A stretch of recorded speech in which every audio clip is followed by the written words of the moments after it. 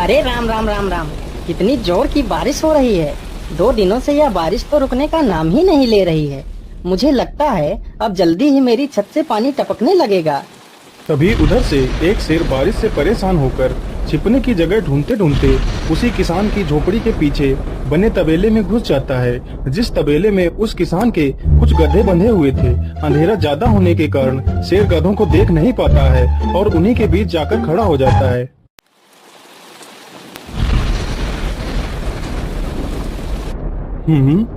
यहाँ से तो किसी मनुष्य की आवाज आ रही है। चलो चुपचाप बैठा रहता हूँ, जैसे ही यह आदमी मेरे करीब आएगा मैं इसे खा लूंगा। हाय हाय हाय, यह बारिश कब रुकेगी? ऊपर से यह टपका भी आ गया।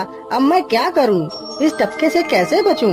इतना तो डर मुझे शेर और बाघ से भी नहीं लगता है जितना डर मुझे इस टपके से लगता है। अरे यह टपका कौन है?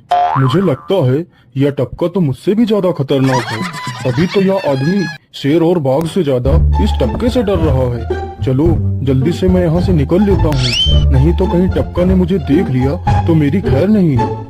ओहो, अब मैं इस टपका से कैसे बचूं? चलो जल्दी से मैं अपनी मौसी के घर चला जाता हूँ।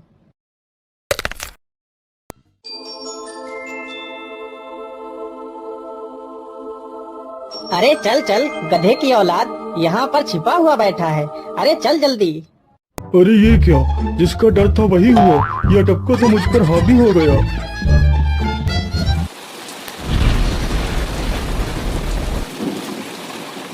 कैसे बचूं? कैसे बचूं? इस टपका से मैं कैसे बचूं? हे भगवान मेरी सहायता करो, मुझे इस टपका से बचाओ।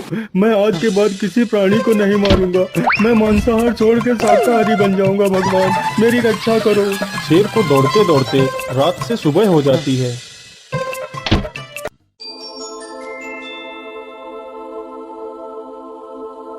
अरे देखो देखो, यह तो शेर की सवारी कर रहा है। अरे हाँ, सच में ये तो शेर की सवारी कर रहा है। इसे तो डर भी नहीं लगता है।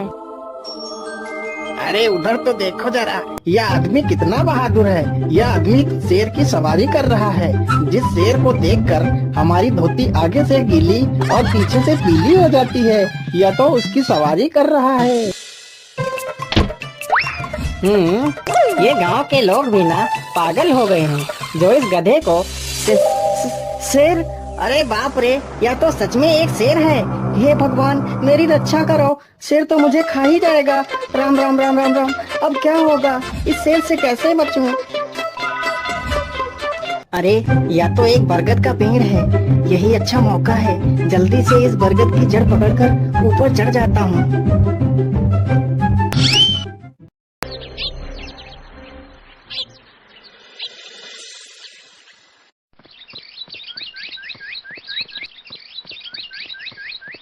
अरे शेर भैया, तुम इतनी जोर जोर से भागते हुए कहाँ जा रहे हो? आप तो बहुत डरे हुए लग रहे हो। आप तो जंगल के राजा हो, आपको किसका भय है? टपका, वो टपका मेरी जान के पीछे पड़ा है। अरे शेर भैया जरा मुझे बताओ, वो टपका है कहाँ? अरे भालू भैया, वो टपका मेरी पीठ से उतरकर उस बरगद के पेड़ पर चढ़ गया है। उसने मुझे रात भर खूब दौड़ाया है। वो तो भगवान का शुक्र है कि मैं जिंदा बच गया। चलो शेर भैया, मुझे उस टपके के पास ले चलो, जरा मैं भी तो देखूं आखिर ये टपका है कौन। अरे नहीं भालू भाई, बड़ी मुश्किल से तो मेरी जान बची है। मैं अपनी जान फिर जोखिम में नहीं डालूंगा। तुम्हें जाना है तो जाओ।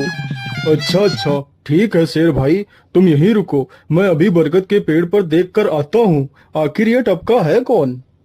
जाओ जाओ बच्चू, जब वो टपका तुम्हारे ऊपर हावी होगा तो पता चलेगा। अरे कहाँ है यह टपका जिसने राजा जी की हवा टाइट कर दी? चलो इस पेड़ पर चढ़कर देखता हूँ। अरे बाप रे बाप, शेर क्या अकेला कम था, जो ये भालू भी आ गया। मुझे लगता है कि आज मेरी मौत निश्चित है। भालू पेड़ पर उल्टा होकर चढ़ने लगता है। तभी किसान और तेज से कांपने लगता है। कांपने की वजह से किसान के हाथ से छड़ी छूट जाती है और उल्टा होकर चढ़ रहे भालू के पिछवाड़े पर जा लगती है। भालू धड़ाम से जमीन पर गिरता है।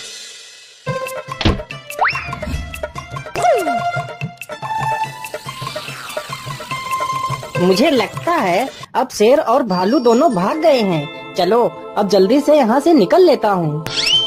सारे राज्य में यह बात फैल गई कि हरिया किसान बहुत ही बहादुर है और वह शेर की सवारी कर लेता है। धीरे धीरे यह बात राजा तक पहुंच गई। महाराज, क्यों न हम पड़ोस के गांव से हरिया किसान को बुलवा लेते हैं। वह बहुत ही बहादुर है। उसके बहादुरी के चर्चे तो पूरे राज्य में हैं। मुझे पूरा विश्वास है वह इस काम को जरूर कर सकता है। वह इस दुष्ट शेर को जरूर पकड़ लेगा। सैनिकों, हरिया किसान को आदर पूर्वक हमारे दरबार में पेश किया जाए।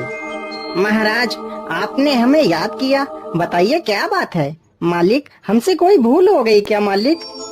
नहीं नहीं हरिया, तुमसे कोई गलती नहीं हुई है। यह कुछ लोग पड़ोस के गांव से आए हैं।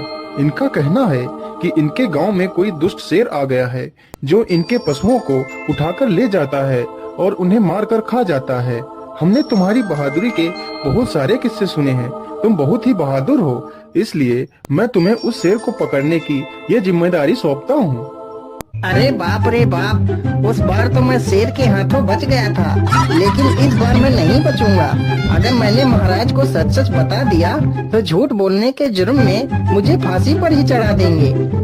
अरे हरिया, तुम मन ही मन क्या बड़बड़ा रहे हो? कुछ नहीं महाराज, कुछ नहीं। मैं सोच रहा था कि मैं शेर को कैसे पकड़ूं। ये लो हरिया, कुछ स्वर्ण मुद्राएं रख लो, ये तुम्हारे काम आएंगे। क्या करूं, कैसे पकड़ूं उस शेर को? ये महाराज ने भी मुझे कैसी दुविधा में डाल दिया है। क्या करूं, क्या करूं? हाँ, मिल गया। फिर हरिया बाजार से एक रस्सी और एक जाल तथा एक बकरी खरीद कर लाता है। चलो जल्दी से, मैं यहाँ पर एक गड्ढा खोद देता हूँ।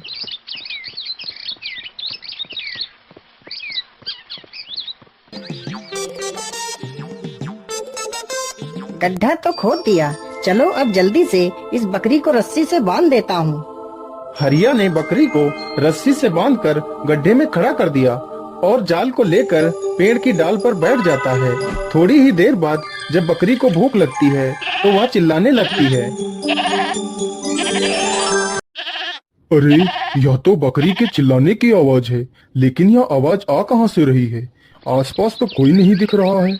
मुझे लगता है यह आवाज उस पेड़ के पास से आ रही है। चलो चलकर देखता हूँ।